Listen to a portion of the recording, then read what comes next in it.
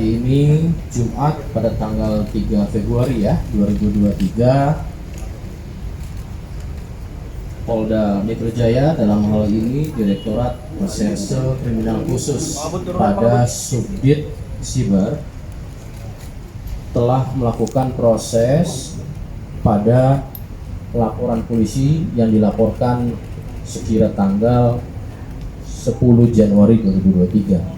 Diterima, dianalisis, kemudian dilakukan proses penyidikan dari penyidikan tentu laporannya terkait dengan Undang-Undang ITE. Pada tanggal 1 Februari 2023 ini telah dilakukan pengungkapan nanti oleh penyidik terkait rilisnya.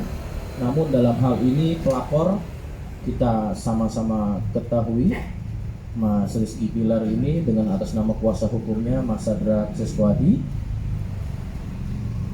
melaporkan dan kemudian mendapatkan progres. Ya, pada akhirnya seperti yang kalian tahu bahwa proses restoratif justice telah berjalan, di mana saya dan tersangka telah sepakat untuk melakukan perdamaian ya. Saya sebelumnya difitnah, dihujat atau si pelaku membuat atau mengunggah konten-konten yang sifatnya jauh dari fakta yang terjadi, itu saya jujur marah.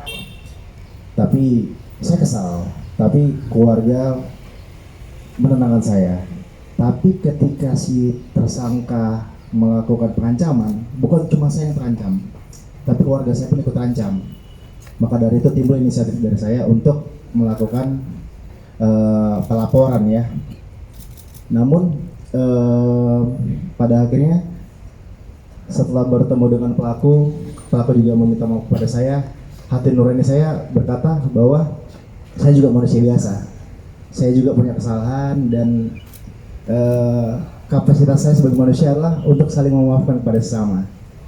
Namun kedepannya mudah-mudahan saya harap dengan maaf yang saya kasih tidak menjadikan ini membuat orang lain melakukan hal yang sama gitu. Karena pada dasarnya saya juga punya batas sabar, dan intinya kedepannya mudah-mudahan semua orang, tidak hanya saya, juga pelaku bisa belajar untuk sama-sama memperbaiki diri, untuk menjaga lisannya, menjaga tutur katanya gitu. Prosesnya sebenarnya kronologis begini. Ketika si pelapor sempat membuat unggahan-unggahan yang berisi statement-statement palsu tentang saya. Lalu saya membuat story di akun sosial media saya yang menampilkan wajah si pelaku saat itu. Ternyata respon pelaku adalah justru melakukan pengancaman kepada saya, mengancam saya dengan mengatakan ingin menggariskan leher pada saya saat itu. Lalu seketika setelah berkoordinasi dengan pengacara saya, akhirnya ada inisiatif untuk melakukan pelaporan karena merasa itu sudah di luar batas. Dan akhirnya kita membuat laporan ya Bang ya, dan alhamdulillah semua telah selesai, telah beres. Pelaku juga sudah diminta maaf, dan saya rasa cukuplah untuk bisa memberikan pelajaran sama-sama untuk kita semua ya. Yang membuat saya terenyuh adalah ketika saya melihat bahwa dia juga sosok ayah, sama seperti saya. Seorang ayah yang sedang berjuang untuk menafkahi keluarganya, menafkahi anak istrinya. Dan ketika melihat penyesalan dalam dirinya, ya mudah-mudahan kita harap itu tulus ya. Mudah-mudahan dengan ini bisa menjadi pembelajaran penting buat dia juga, buat saya juga gitu untuk kedepannya. Ya, dan satu lagi, saya selalu diajarkan oleh orang tua saya untuk tidak pernah menaruh dendam kepada siapapun.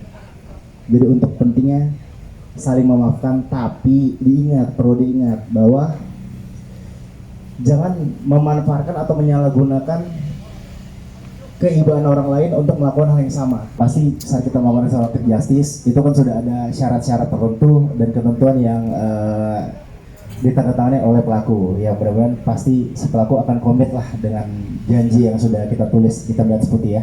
Jadi memang proses dari mekanisme restoratif justice ini dapat saya jelaskan memang ditempuh dari baik terlapor maupun pelapor, di mana tujuannya untuk dilakukannya upaya perdamaian seperti itu.